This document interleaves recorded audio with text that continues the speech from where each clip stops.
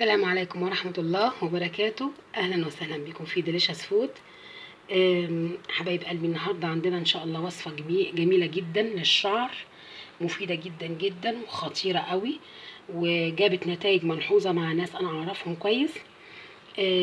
وكمان هعلمك أو هنتعلم مع بعض إزاي نحضر الزيوت الغالية، إزاي نحضرها في البيت بطريقة سهلة وبسيطة. اول حاجه النهارده هنعمل زيت الثوم. زيت الثوم معروف مشهور جدا بفوائده المفيده جدا للشعر، فوائده الخطيره للتنعيم، للتطويل، لمنع التقصف، لانبات الفراغات، للحفاظ على الشعر. وكمان بيدخل في وصفات كتيره قوي هتجيلنا بعد كده ان شاء الله تباعا، وهنعمل بيها فيديوهات. احنا قلنا النهارده نبتدي بعمايل زيت الثوم في البيت، وبعد كده نبتدي نعمل كمان اي زيوت تانية غالية مش قادرين نوصل لها نقدر نعملها في البيت. انا المقادير موجودة قدامي، او المكونات اللي انا هعمل بيها الزيت ده: ثوم مفروم من غير ولا اي حاجة، مجرد ثوم. يا ريت كمان يكون الثوم الاحمر الكبير، مش فيه بصل احمر وبصل ابيض، بنجيب الاحمر ونستخدمه. كمان في توم احمر كده حلو، احنا بنقول عليه توم صيني مستورد، الله اعلم. المهم هو التوم الاحمر الكبير بتجيبيه، بتبقى فصوصه كبيره قوي، وتفرميه فرم خشن شويه من غير اي اضافات خالص، لا ملح ولا كمون ولا اي حاجه خالص.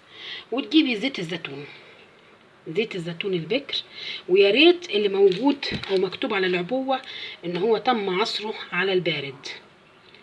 زيت الزيتون يا ريت اللي مكتوب على العبوه بتاعته تم عصره على البارد.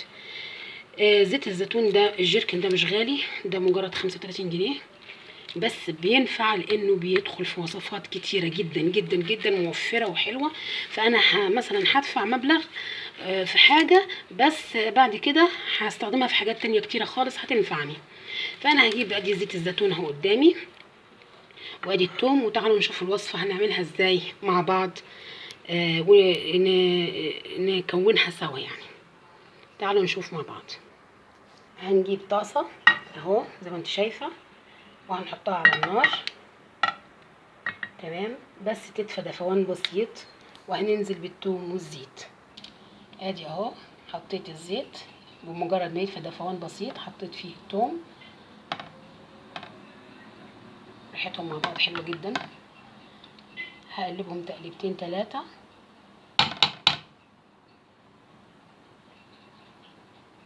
اول ما يبتدي يشكشك كده هعرف ان ابتدى يسخن، مش هسخنه قوي عشان زيت الزيتون ما يفقدش قيمته وفوائده، تمام، بس دفوان، بس مجرد يدفى دفوان بسيط. انا كده كده موطيه عليه النار علشان ما تبقاش عاليه عليه. وبعد كده اول ما يبتدي يدفى هبتدي احطه في ازازه محكمه الغلق، واقفلها كويس، واشيلها في مكان يعني بعيد عن الضوء وعن الشمس وعن الحراره، مكان رطب وضلمه يا ريت لمده 10 ايام. بصي اهو ابتدى يشكشك، تمام كده. انا طفيت عليه النار، هسيبه شويه يبرد وهعبيه في الازازه. اهي قدامك زي ما انت شايفه، انا عملت الكميه القليله دي، انت تقدري تعملي اكتر من كده زي ما انت عاوزه. الكميه دي تتحكمي فيها براحتك على حسب ما هتقعد معاكي وعلى حسب ما هتستخدميها. في منها استخدامات جميله جدا وكتيره جدا جدا لزيت الثوم، وفوائد خطيره جدا لزيت الثوم. انا النهارده هنستخدمه في التجميل والشعر، للبشره وللشعر. فده زيت الثوم اللي احنا هنعمله. بعد 10 ايام هنفتحه ونبتدي نشتغل بيه ونعمل بيه اي وصفات، سواء للبشره او للشعر او كدهان خارجي لاي جزء من اجزاء الجسم، تمام. يبقى كده ده زيت الزيتون اللي فوق دافي شويه، وده الثوم من تحت. ازازه عندك فاضيه، برطمان، ازازه دواء فضيت تغسليها كويس وتقفليها حلو. ادي اهو محكمه الغلقه زي ما قلت لك. هنقفلها وهنحطها في دولاب المطبخ، مكان بعيد عن الرطوبة، بعيد عن الشمس قصدي، وبعيد عن الحرارة، يكون مكان رطب وضلمه لمده 10 ايام. وبعد 10 ايام هيبقى عندك احلى زيت توم تقدري تستخدميه في كل وصفاتك وفي كل وفي اي حاجه انت عاوزاها.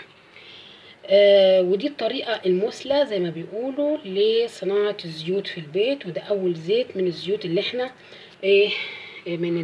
احنا هنستخدمها بعد كده في حاجات كتير زي ما قلت لك. ان شاء الله تعجبك الوصفه، واذا عجبتك الوصفه والطريقه يا ريت تشتركوا في القناه عشان يوصلكم كل جديد. السلام عليكم ورحمه الله وبركاته.